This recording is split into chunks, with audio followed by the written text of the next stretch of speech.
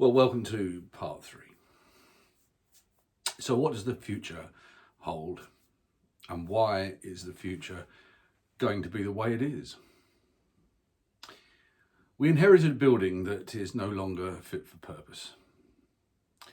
It has major defects in the lighting, power, and heating systems. It has damp problems throughout and collapsing ceilings, ancient windows, and is decoratively derelict. It's too big, its appearance is cumbersome, unattractive, and unwelcoming. Everyone stopped using it, and its latter history is tainted, and quite frankly, the current structure has no future.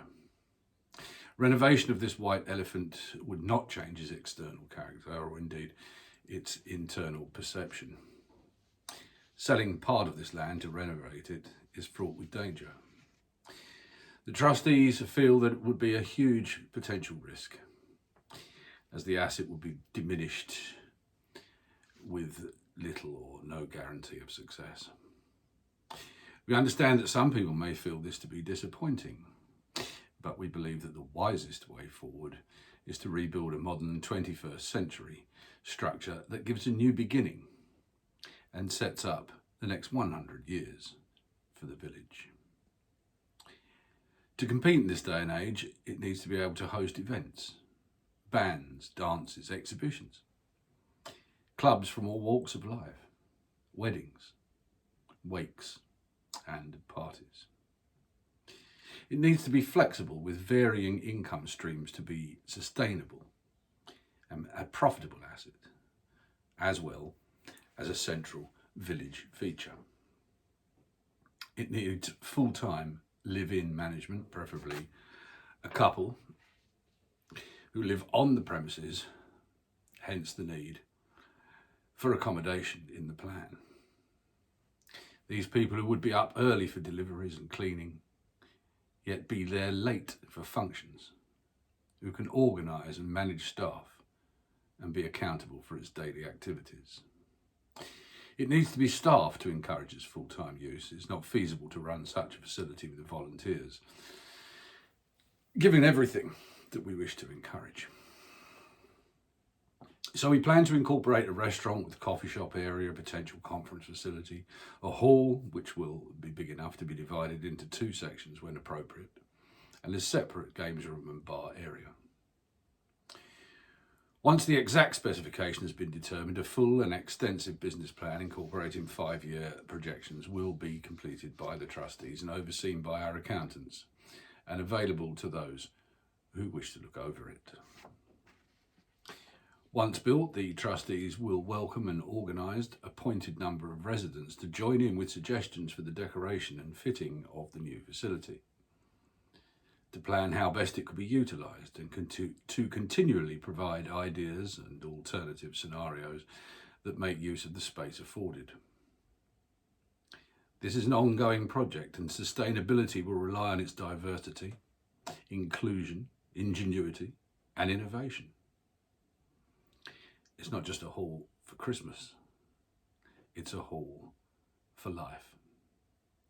And the kind of interest that is currently being generated needs to be maintained in the years ahead.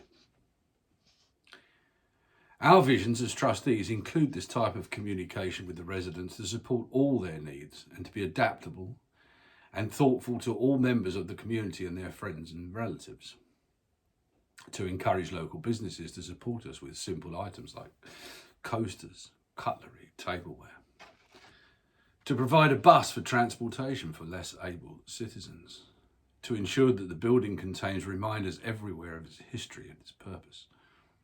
And most of all, its commemoration of those who both died and fought for our freedom, and whose sacrifice, not just here in Dorman's land, but all over this great country, must not and will not ever be forgotten. We will invite all residents to commemorate their families who were involved in either war in whatever capacity, to come forward with their memories, tales and stories for recognition and inclusion amongst the memorabilia we will be displaying around the new building. Although we will operate as a charity, if everyone pulls together, the building will far exceed its outgoings with income.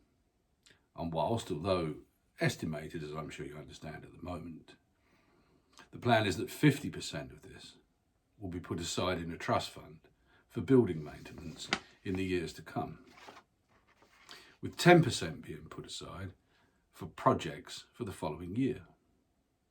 And the trustees will hope to donate the remaining 40% balance to parish projects and grants within the Dormansland community. So it is clearly in the interest of everyone in the community to ensure its success. Every time you visit and spend money, you know that in the future you will see some of that money supporting the village you live in. These are the visions for the future that we stand for. These are the things I stood up to make happen on that rainy February evening. And I hope you will join me in supporting this venture and making it happen. So in conclusion, I say that everything that has been done in these last 3 years has been recorded and followed all the protocols necessary. Charities Commission has been kept up to date every step of the way and in every way, and supports our way forward. At the completion of this deal, everything will be fully transparent, and the money that is left over will be used to carry out the plans of the intended village cooperative I described earlier. I have in these 3 parts explained all that there is to explain, evidenced all that there is to evidence, and shown all that is known. I know I can rely on everyone's integrity, desire, and abundant enthusiasm to lend your support to this exciting new project. My fellow trustees, thank you in anticipation, and I thank you for listening to me for the duration of this 3-part presentation. Please visit our forthcoming website for updates, and if you see me in the street, I'll always happily answer your questions. I will also provide regular updates, probably in this form, and the next one will be 1 month from today. Thank you once again, and goodbye for now.